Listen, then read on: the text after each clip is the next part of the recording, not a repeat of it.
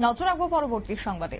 CPI মধ্য বনমালীপুর অঞ্চল কমিটির উদ্যোগে পূর্ব আগরতলা থানায় ডেপুটেশন প্রদান করা হয়েছে। অবশ্য তারা যে দাবি দাওয়াগুলি তুলে ধরেছেন তারই মধ্যে অন্যতম ছিল এলাকা জুড়ে একটা চুরি এবং সেই সঙ্গে নেশার কারবারিদের রমরমা চলছে। আর সেই বিষয়গুলি নিয়ে আজকে পূর্ব আগরতলা থানায় তারা ডেপুটেশনে সামিল হয়েছেন। প্রতিনিধি দলের পক্ষ থেকে কি বক্তব্য রয়েছে শুনুন। যে শহরের প্রাণকেন্দ্রে এমবিবি কলেজ রোডে আমারও কাছাকাছি বাড়ি চিত্তরঞ্জনে, যে এক বাড়িতে ডাকাতি হয়েছে।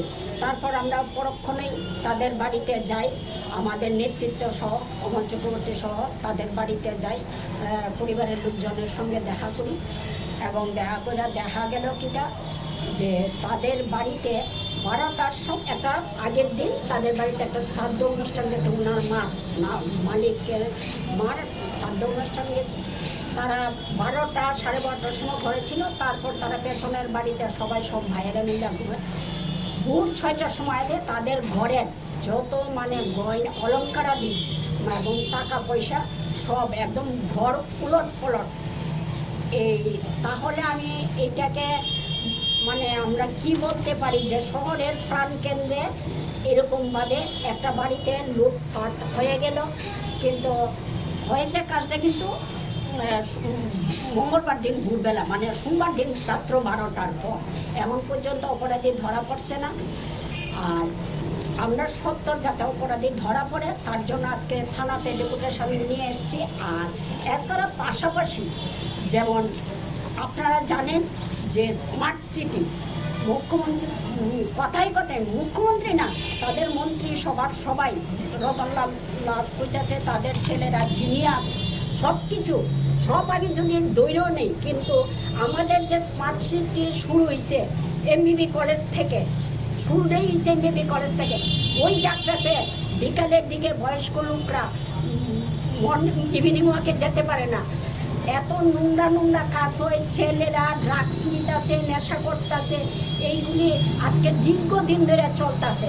তাহলে আমরা ধরে নেব স্মার্ট সিটির কাজ এইগুলি, তাহলে মুখ্যমন্ত্রীর চোখে পড়ছে না।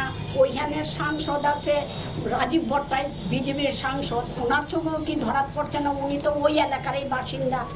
তার জন্য আমরা যাতে এইগুলি সরকার ব্যবস্থা গ্রহণ করে এবং যে চুরি ডাকাতিগুলি হচ্ছে এগুলি যাতে অবিলম্বে চোর ধরা পড়ে এবং তাদের জিনিসপত্র, তাদের যে বাড়িতে চোর ডাকাতি হয়েছে ওনাদেরও একটাই বক্তব্য যে আমার অনেক তাদের বিয়ে হয়েছে 34 বছর হয়েছে, মহিলা একটা জায়গাতে তার প্রত্যেক দিন স্বামী কিছু টাকা দেয়, ওইটার এই 34 বছরের জমানো টাকা এবং তার বিয়ের সময় তার দেওয়া জিনিসপত্র, মেয়েও বিয়ে হয়ে গেছে, ওই পুরানো জিনিসগুলি তারা উনি বলছে আমার অনেক কিছু আছে, কিন্তু তবুও আমার যে এই পুরানো জিনিসগুলি আমি ভোর 4টা থেকে কান্নাকাটি করছি, আমার জিনিসগুলি ফিরে পাবো কিনা, স্মৃতি শুরু আমার এগুলি স্মৃতি।